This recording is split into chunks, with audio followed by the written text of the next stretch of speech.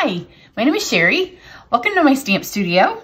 Today I'm going to be showing you a second card in the series of my Ornate Garden Suite collection, super sweet, whatever it's the real name of it's called. It's on a paper. It's a preview suite that will be in the Stampin' Up! 2021 catalog. So in this video, I show you the papers, the other stamp set.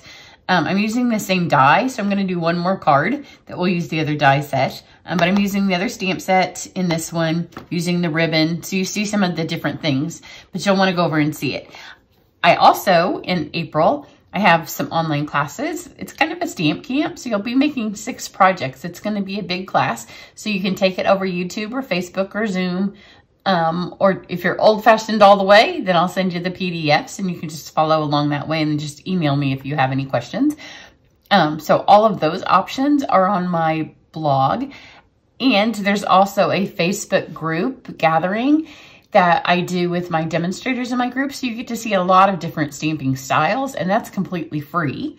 But you do have to have an invitation from me, and you have to be a guest, not another Stampin' Up! Demonstrator. But if you are a demonstrator and you're part of our Creating and Sharing the Life You Love group, we are having an event for that too. So we are going to get tons of use out of this fabulous suite. So today I'm using the Ornate style, which is beautiful.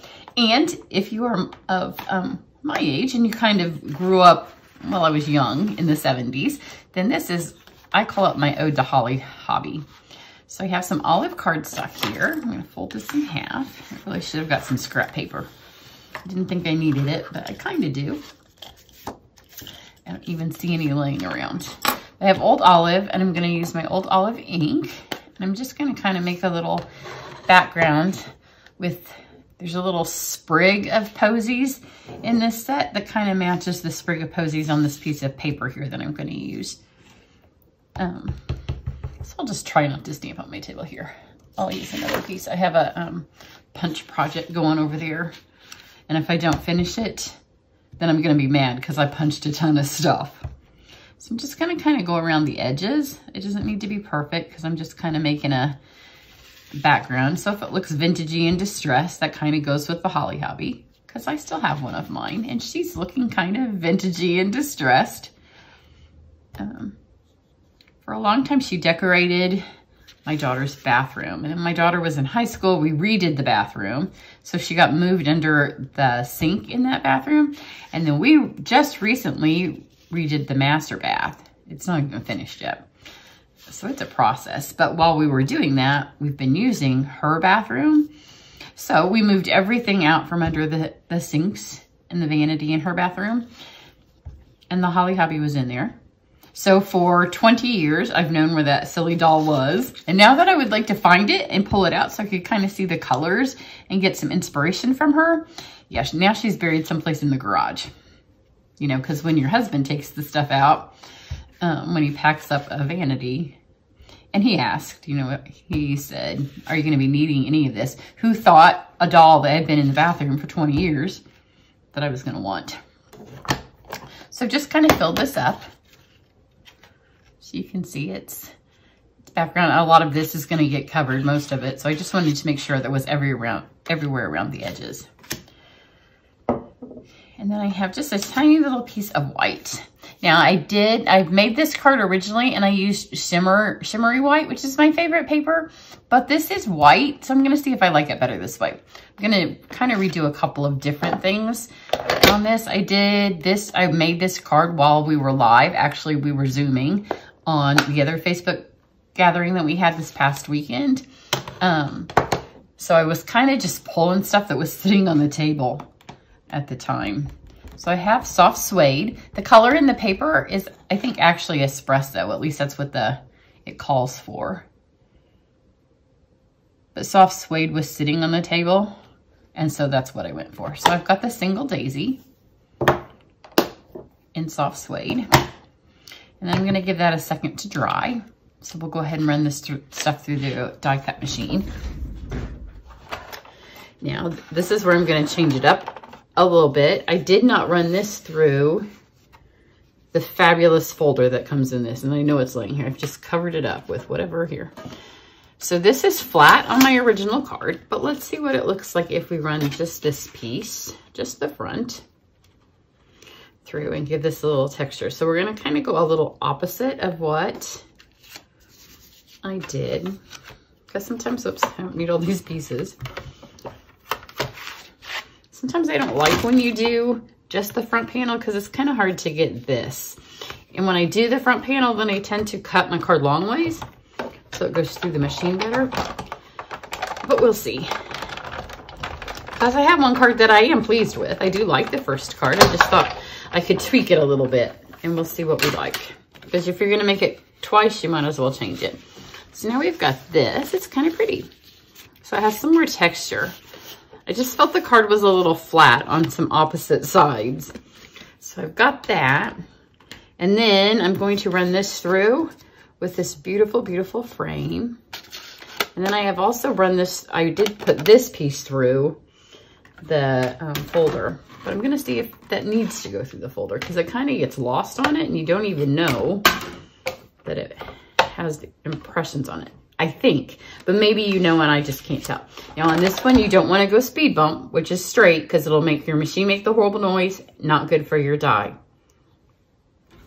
I feel like I've been saying this on my videos for years, but every time I say it, I still get somebody that's like, oh, I didn't know that. So when you go through, you shouldn't hear any kind of noise. You don't, if you hear that kerplunk, when you go through your machines, you're doing it the wrong way. And I'm just gonna go back again. And that's called speed bump because you're putting all of your metal through at once, and it's not good for the ball bearings in here, and it's also not good for your dies. But look how super pretty this is. So on my other card, this is flat, and this has the raised up, and I just have it like this. But then I did cut a piece of the terracotta to see if we lined this up under here, if that showed off a little bit more of the scrollies. So we'll see. I'm not going to run that through the die, and then we'll see if we think we need it. We'll just have cards that are a little bit different.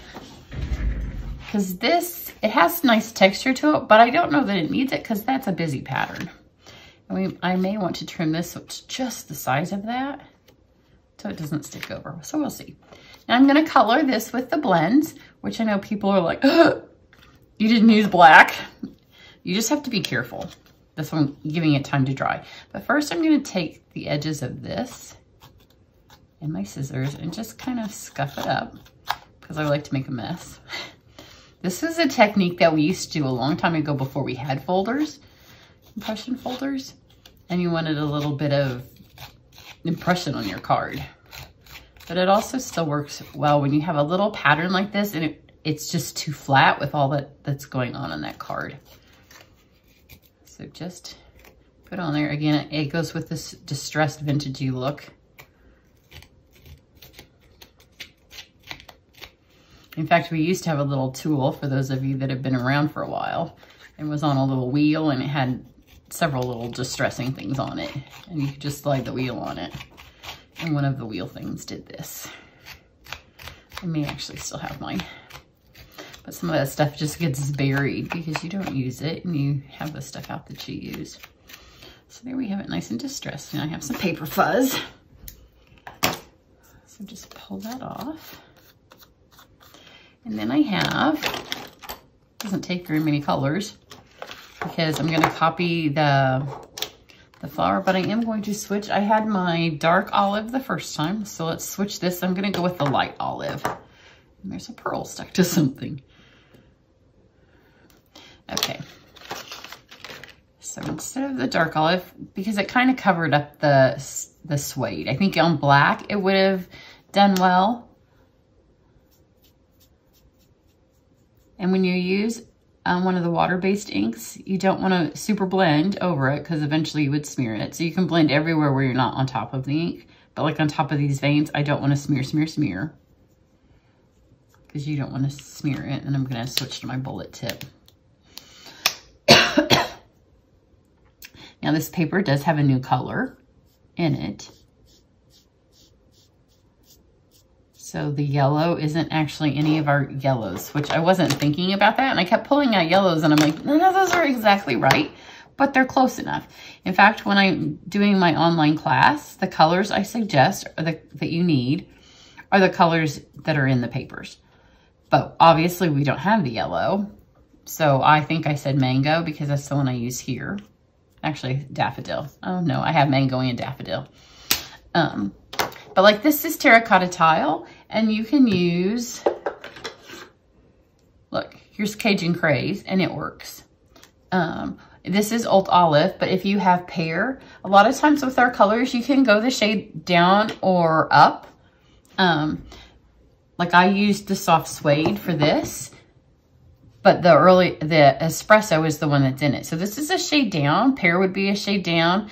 Cajun Craze would be a shade up because it's a shade darker. So you don't often have to have the exact colors, and you can kind of make it work, especially in this autumn tones. It works really well with that. So I'm going to use the mango in the middle. And again, because I don't want it to smear, I'm going to go fast. You have a while, like you just don't want to smear, smear, smear. And then I want that to be a little bit darker. So I'm going to lay this over here. And then I don't remember which one I used. I should have moved them. I think that I probably did saffron. See, that both of them would work. So if you just have one, I'm going to color my background. So I'm going to get the brush tip. And this is why my flower on the other one has a tinge of vanilla. It's not as white as that. And I want my edges of my cardstock to stay white, the rolled up part, because it gives a nice little contrast. So I'm going to just go up to the edges and not color that rolled up part. Now, the first time you do this with the blends, it's going to have, like you're going to see the brush marks. But that's okay. The second time you go over it, those kind of disappear because you know the blends blend. But it does do a really good job of mimicking the paper, which was what I was going for. It doesn't take long at all. It takes less time if you're not talking and you have the paper right under your eyes as opposed to under the camera. So you can see this first time, there's brush marks.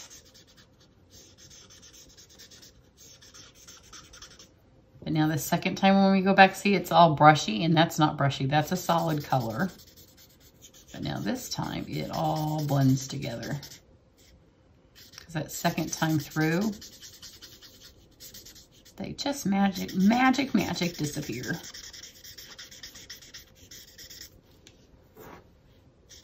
So this is the kind of stuff we'll do in the class. So if you take the class with me, I will send you the cardstock and the designer series paper. And then there's two options. If you buy the option that has where you've bought the stamps and the dies, then you'll just get the paper and you can run the dies through yourself. Or if you buy just the stamps, it's a little bit more expensive because I will run all the dies for you. If you buy the giant collection, then the class is actually free. But you'll get your the ribbon and all of the paper and all of the, like if we use pearls or anything, I don't have the things designed, so I'm not sure exactly what we're using. But you'll get it all, and then you'll just follow along. I'll probably put 2 projects per video. And then anybody that wants to be part of a Zoom or Facebook Live, I have a goal of doing YouTube Lives. I just haven't done it yet because it's something new to learn. So here, I'm going to see if I need to put that on. But then you would just follow along. You would have all of these with me. I would tell you ahead of time what supplies you need, because by then I'll know. I don't think this is going to have the impression. I'm not going to do it, but I am going to trim this a little bit smaller. So here's what I'm going to do. I'm not going to measure, but I am going to stick it on here. There's a couple of these that aren't punched out. It didn't fall out. There we go. Those are the only ones that didn't fall out. Put your adhesive on here, and isn't the back pretty? I really like this paper. I said it in the other video because half of it's kind of like Middle Eastern Indian, which I spent some time in India when I was younger. It has that like Moroccan, India, Middle East kind of feel. And then you flip it over and you're like right in vintage 70s. It's a fun little paper pack. So I've got this on here, and then I'm just gonna take the little baby paper trimmer, or you could just stick it in your paper trimmer. Because I wasn't quite sure if it needed a border or if it didn't need a border. Just slide this in here and just ever so slightly get those edges off. A little bit more than that.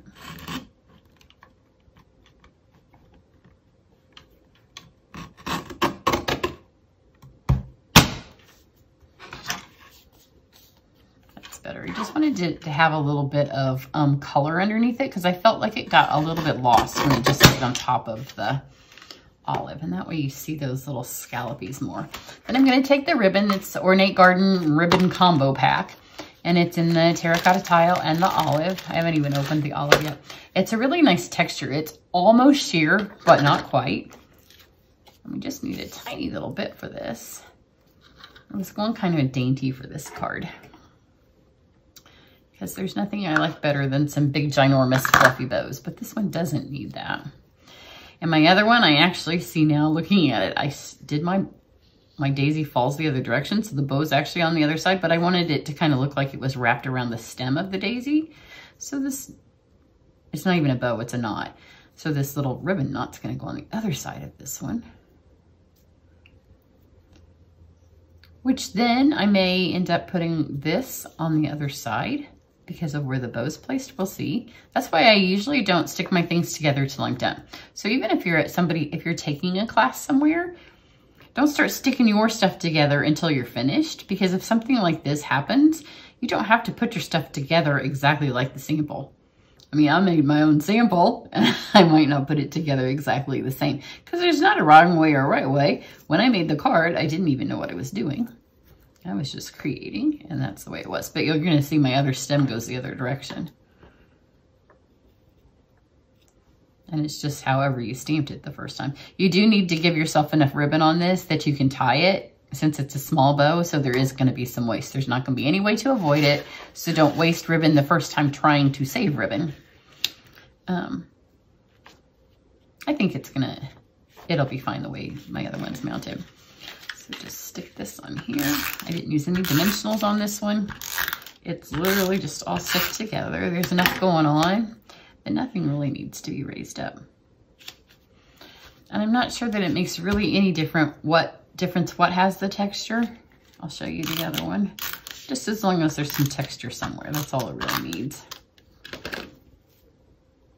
But it's a super sweet little card. Really fun for summer. And then you can add any words. It could be any kind of occasion. I do like the addition of the tile underneath. I think that makes this pop a little bit more. And I'm not sure in the long run that using the white paper made any kind of difference. So when it doesn't make any difference, this has a tiny bit of shimmer to it. So if you have whatever scrap pieces you have, if you have some scrap shimmer, use that. If you have scrap white, use that, because I didn't need to cut it. I just found a little itsy bitsy scrap of whatever sitting there. So there that is. You can go to my website and find out all about the classes that I'm offering. If you've already bought the set from somebody else, there is an option where you just pay for the materials for the class. They all include postage, so you don't have to pay any additional for postage. That's built into the class. And I look forward to doing classes a bit differently this month. It's a little bit of a challenge when you normally have some face-to-face events to throw them all in there online only, but it will be fun. And maybe I'll get to see some people I haven't met before via Zoom, or even some of you that have not taken a class with me before. So everybody have a great day. Bye.